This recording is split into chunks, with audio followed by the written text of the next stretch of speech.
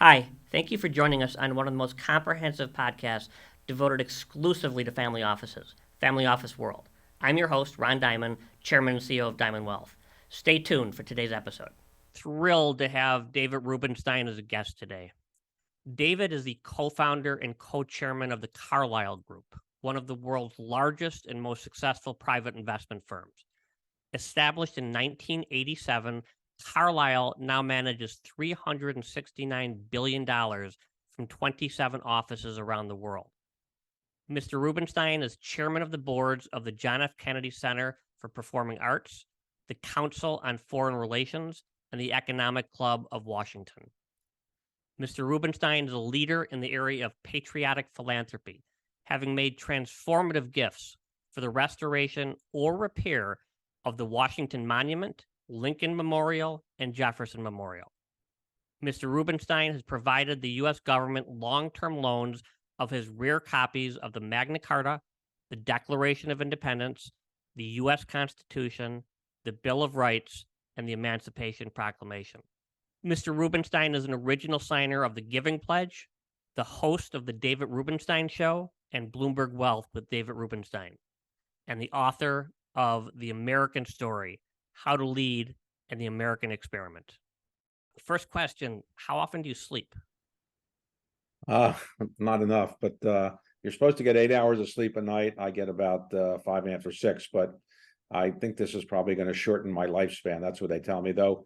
I'm now 73 years old and pretty good health, so we'll see how long I can go. Got it. Well, there's a lot that I want to unpack in this, and you've been kind of a role model to me, but for two different reasons. When I was younger, and worked at Drexel, you were a role model because of what you did at Carlisle. And as I get a little bit older, you become more of a role model because of what you've done philanthropically. So I want to touch on both of those areas.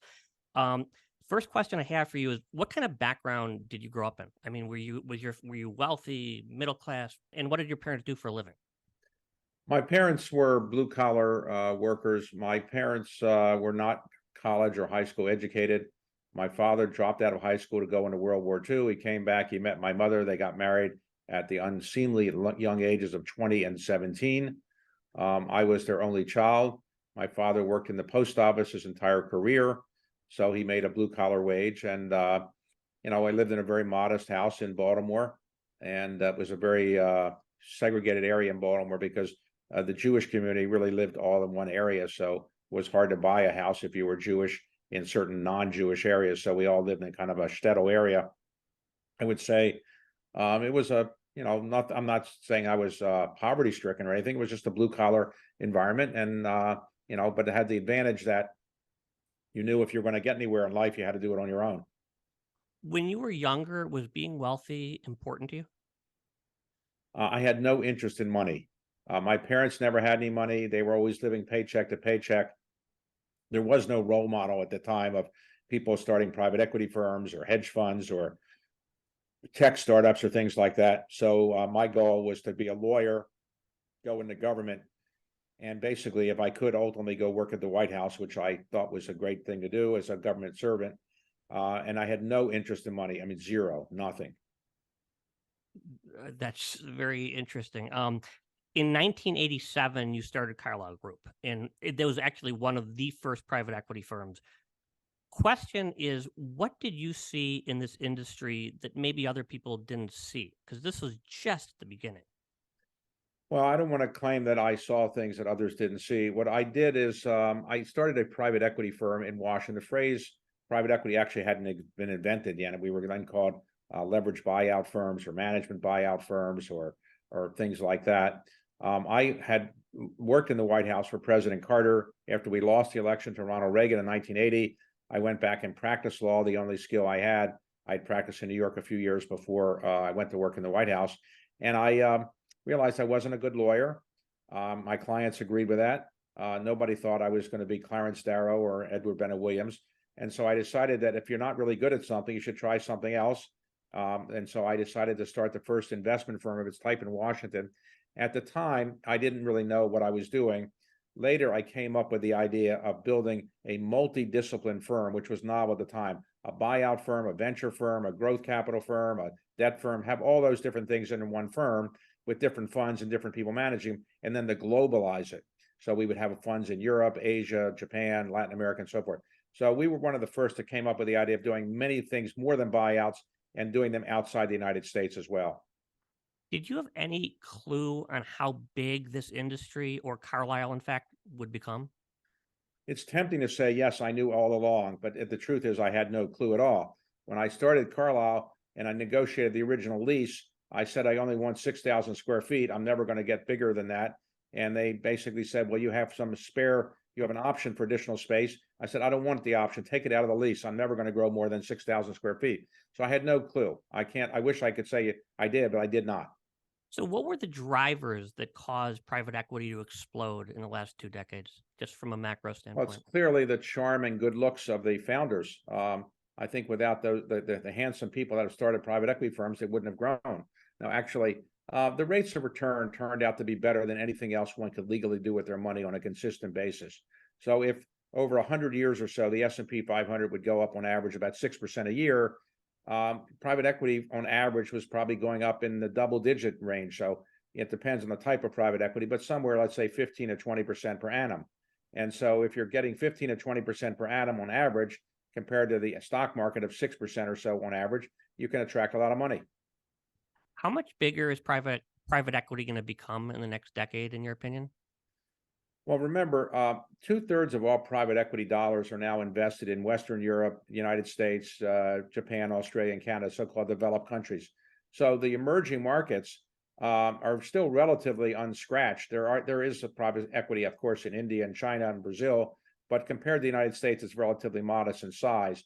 So as the emerging markets get wealthier, as they will inevitably over the next several decades, they will see enormous growth in private equity, and I suspect you'll see the industry continue to grow quite nicely.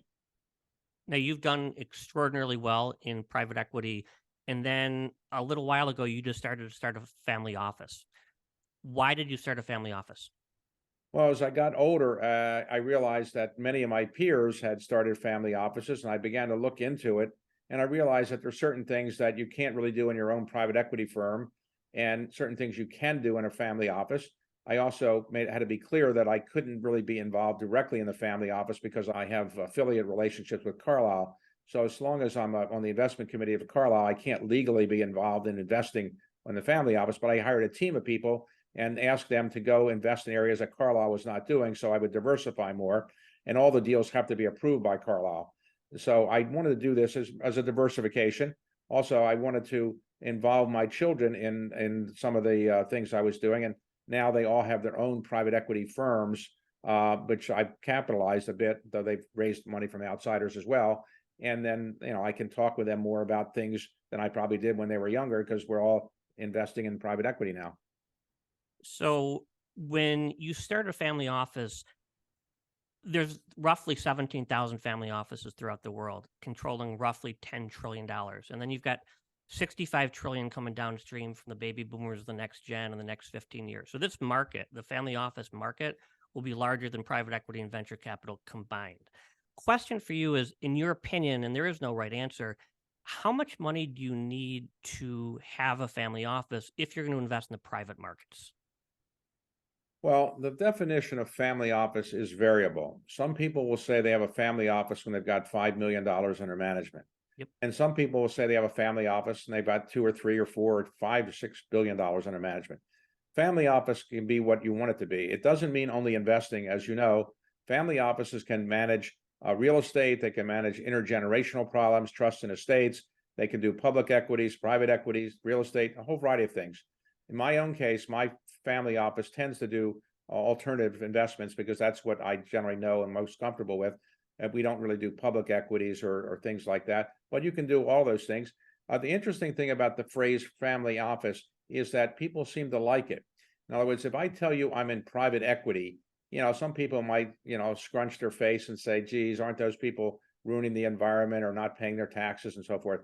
If I tell you I'm in a family office, people smile because the phrase family office is one that people like. Who can not like the word family? Everybody likes that word. So family offices have not been controversial, really, compared to private equity.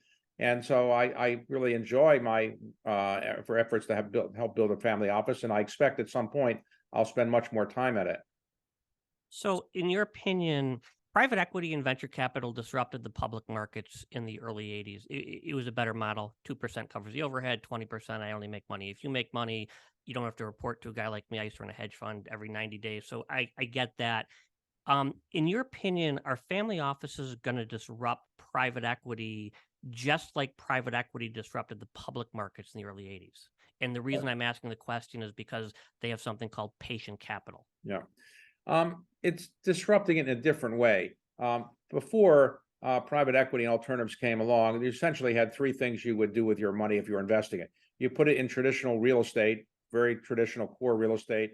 You would put it into stocks or bonds. That was basically what money management was all about. Very traditional, single digit kind of return businesses. Private equity came along and opened people's eyes to double digit rates of return and higher multiples on invested capital as well. Family offices are not going to change that because what the family offices are doing are investing in very much alternatives as well as public equities. But what they are doing is providing a different source of capital than just the private equity firms had before. Private equity firms got their money largely from public pension funds and sovereign wealth funds and so forth. Now, family offices are not only providing money to private equity firms, but they are doing these deals themselves. And now family offices are raising third-party money to enhance what they can do.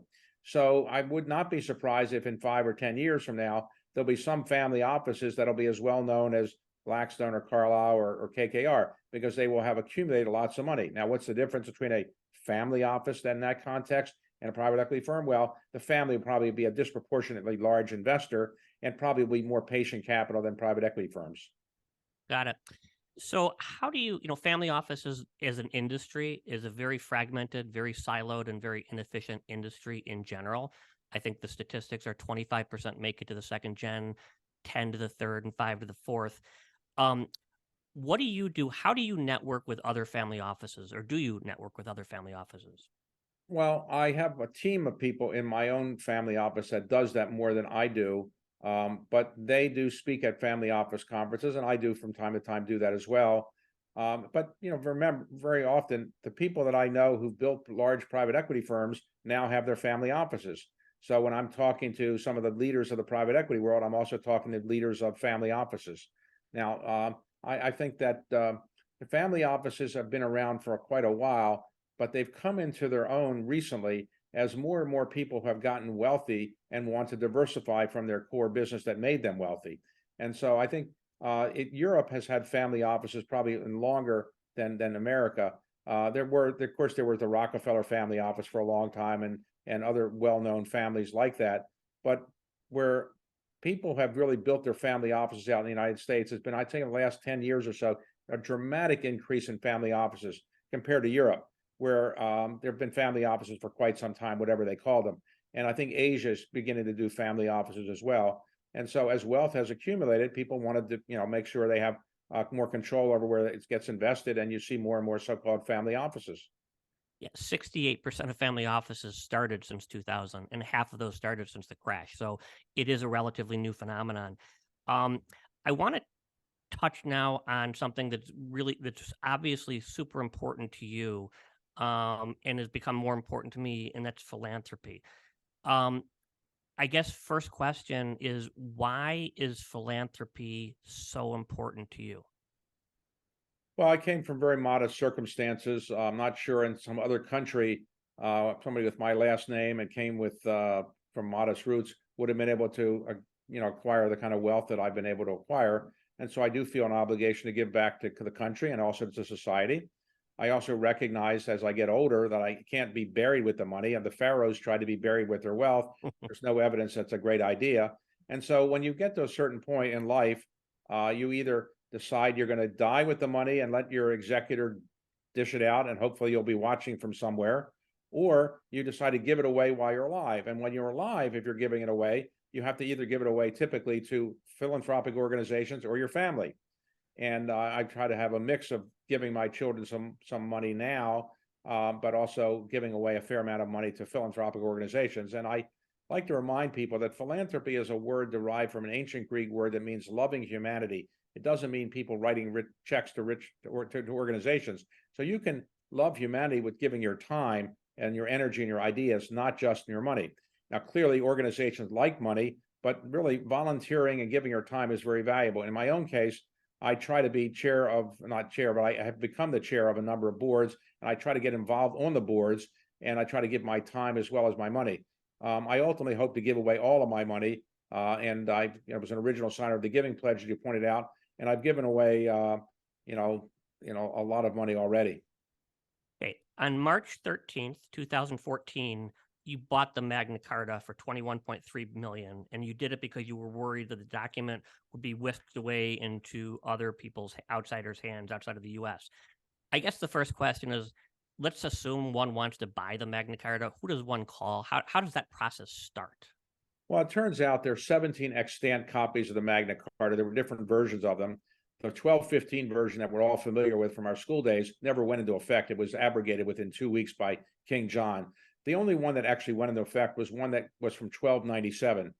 King John's grandson executed one. And that's the one that I bought.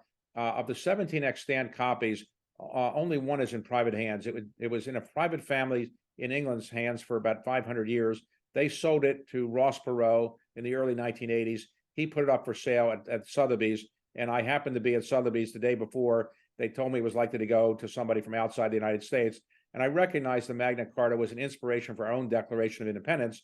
So I said, we should keep one of the 17 copies in the country, and so I did, and now it's on permanent display at the National Archives. 2016, you donated $18.5 million to restore the Lincoln Memorial and expand its exhibits. Why?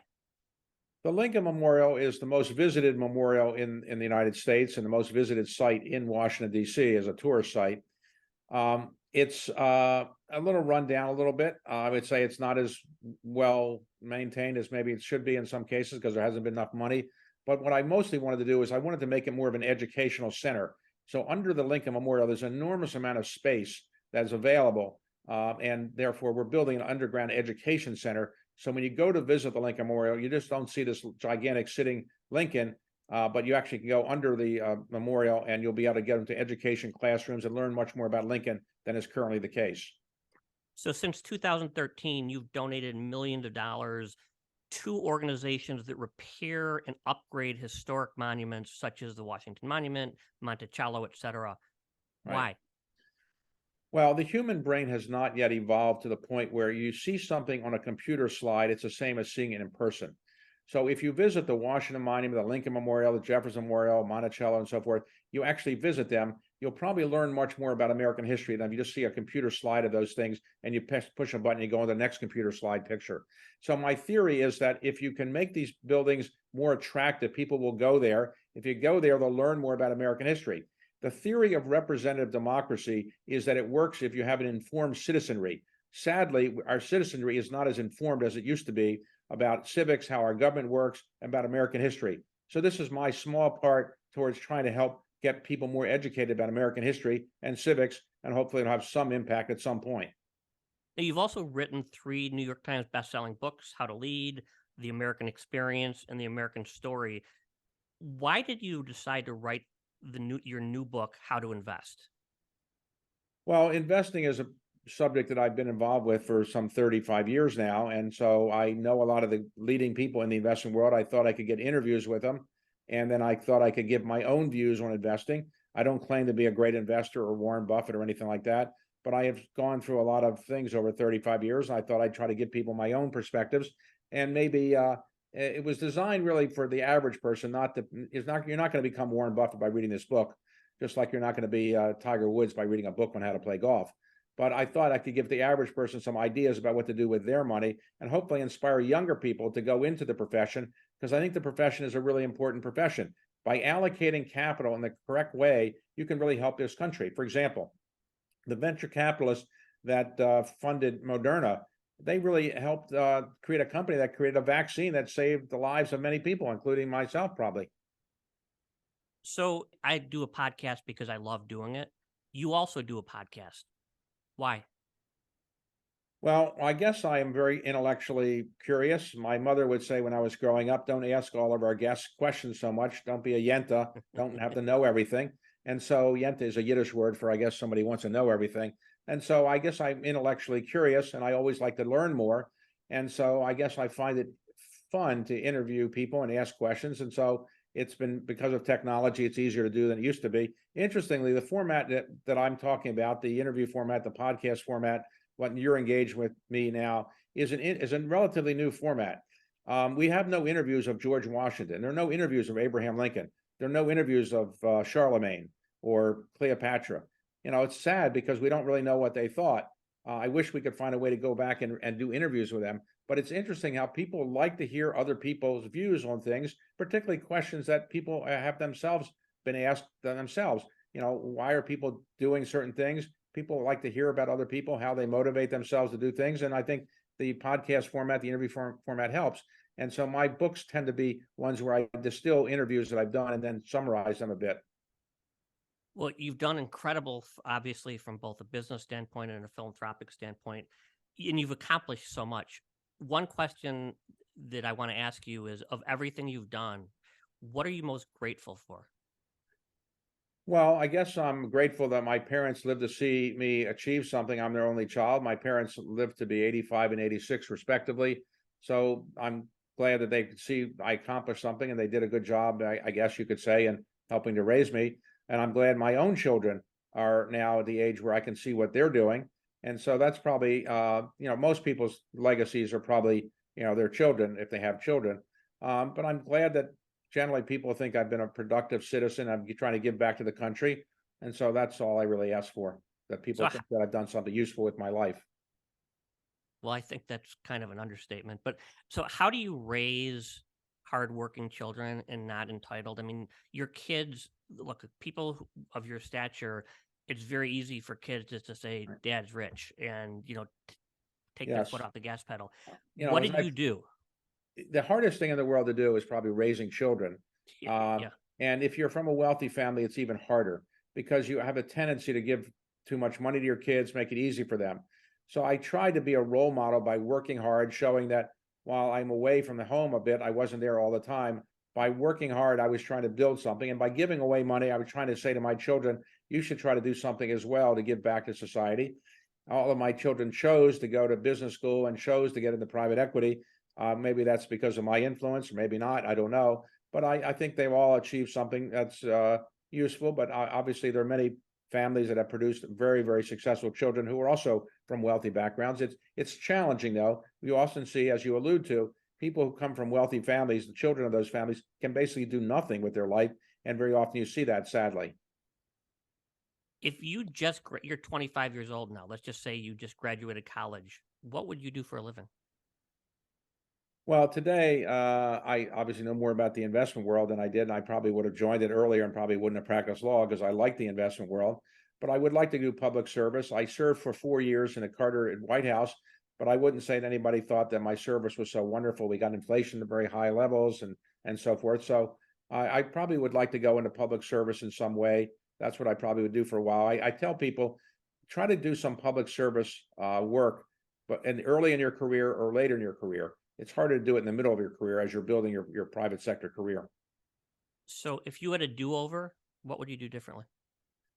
If I had to do it all over again, I probably would have, gotten a JD MBA as my son did, and because I didn't really have a business background as much as I wish I had, I probably would have done a better job in the government. Maybe I could have helped Carter get reelected.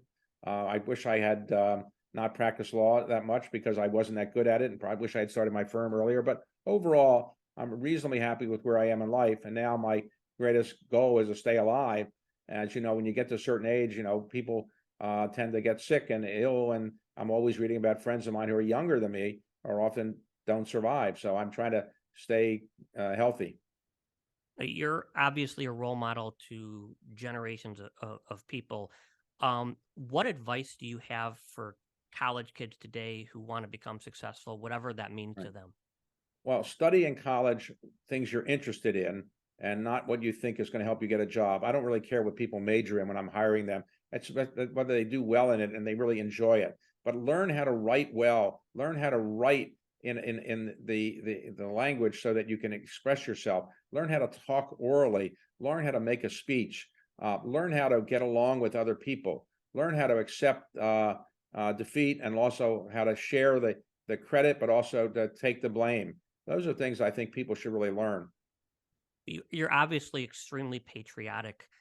This is a long question, but try to keep it, I guess, as short as you can. What's wrong with politics in our country today? Well, the money that is so prevalent in our system has driven people to the far left and the far right, and they don't talk to each other, and it's dysfunctional. I did start a program to interview great historians about America in front of only members of Congress. I do it once a month, and members of Congress love to come to this dinner because they can sit with people from the opposite party. They can not have the press saying, "Hey, why are you talking to somebody from the opposite party?" And it's clear that members of Congress wish they could do better than they are in working together. But it's clear that the money that they need to raise, they feel they need to raise, is so significant that they have to appeal to the far left or the far right to raise the money. So it's going to be a long time, as long as we have money in politics, before both sides are getting along with each other. So Michael Bloomberg decided to take matters into his own hands and decided to run for president, even though that's not really what he wanted to do. Is that something you would ever contemplate? No, I don't think I have the personality, the charm, the good looks, but also I'm too young. I'm only 73. You got to be older. In this day and age, 73 is a teenager. So I have to wait and mature a little bit more before I consider running for anything. But no, I'm not honestly going to run for anything. I think I recognize my talents and my skills, and probably at being a candidate is not one of them. So when people are looking at role models, they look at people like you who've achieved so much. Is it more important for you to be happy or to be significant? Well, happiness is the most elusive thing in life. As I've said many times, it's very hard to be happy, and we don't really know what makes people happy. I am happy. I'm reasonably happy with where I am. I think personal happiness is probably more important than anything else, because you don't want to go through life not being happy. But part of my happiness comes from the fact that people think I've done something useful with my life, and that gives me some happiness. And as I said earlier, my parents saw me achieve some of the things I did, and that made me great, very, very happy. I know Ray Dalio's into meditation. What do you do to relax? Podcasts. I interview people, and I do be interviewed. That's my relaxation. I'm not into meditation. I'm whatever the opposite of meditation is. I don't know, whatever that is. That's what I do. I'm not really good at meditating, but what I'd like to do to relax is I like to read. I like to meet with smart people, ask them questions, and basically learn. And just a couple more questions because I could do this for hours. How often do you read? I know Bill Gates and Warren Buffett talk about that they read 6 hours a day, etc. How often do you read? Well, I have a trick. I interview a lot of authors, and so therefore I feel it's an obligation to read their books. So I do read probably about an hour and a half to 2 hours a day of books, and then journals and newspapers another hour and a half or so. I am still old fashioned. I like to go buy the newspapers and physically buy them and carry them around, and as opposed to reading online. And same with books. I don't read Kindles. I like to read the books themselves. So I'd say between everything I do, I'm probably reading 3 to 4 hours a day and learning. I'm always trying to learn something, and I enjoy it. It's a pleasurable thing for me. Over the net, you're 70, I believe 73 years 73. old. Um, Over the next 20 years, what's your goal? What do you want to accomplish? Well, staying alive for 20 years would be a great goal, but I guess what I'd like to do is give away more money to causes that I care about. I build up my family office to the point where it doesn't need me to be there. Not that it needs it now, but I want to make sure that if I die and when I die, the family office can continue. Make sure my children are safely launched into their own careers and happy as well. And then ultimately have people think that I've given back to the country some things that I think the country could use. And ultimately, that's really what I'm about. And then last, I also read that you're doing a PBS documentary. It's an Yes, 8-part documentary. Can you touch on that and yes. why you decided to do it? In 2022, I spent much of 2022 running around the country on a series I kind of came up with the idea for, along with some production people, and it was to do 8 one-hour shows on American symbols, iconic symbols. So the Golden Gate Bridge, the American bald eagle, the Statue of Liberty, Fenway Park, the American cowboy, and basically educate people about why these became symbols, how they came about, how we misunderstood some of them. And so I did that for a while, interviewed a lot of people, and it'll be on PBS in April and May, I believe.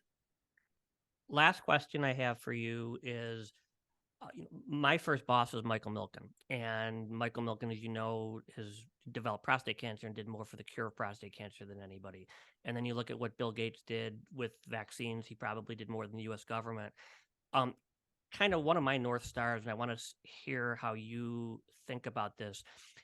You can't run a family office or a philanthropy. You can't run it exactly like a business, but you can run it more business-like. I would argue that Milken wouldn't have been as far along with finding a cure for prostate cancer if he just donated $100 million to American Cancer Society. He built it like a VC firm. Same with Gates.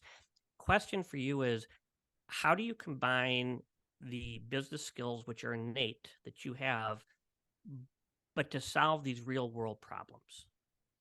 Well, that's not easy to do. Mike Milken has been great in actually what he did in prostate cancer, bringing all the foundations together and getting people to focus on one foundation, and actually helping with the medical research as well. I try to do the best I can in giving people my views on things and try to push people along a little bit, but I don't probably have the skills that Mike Milken does to get people to do things as well as he does. But he's a great role model in the sense of what he's done in philanthropy, and a very, very smart person for sure. Well, David, it's been terrific talking to you again. I could talk to you for hours. I look forward to seeing you in Chicago in about a month. All And right. again, thank you very much My pleasure. for doing Thanks this. a lot. Bye. Appreciate it. Take Bye. care. Thanks for tuning into Family Office World for today's show. Please make sure to subscribe on iTunes or your favorite podcast platform. I'll see you on the next episode. Family offices have approximately $10 trillion in assets, with another $65 trillion being transferred from baby boomers to the next generation in the next 15 years. This is the largest transfer of wealth in history.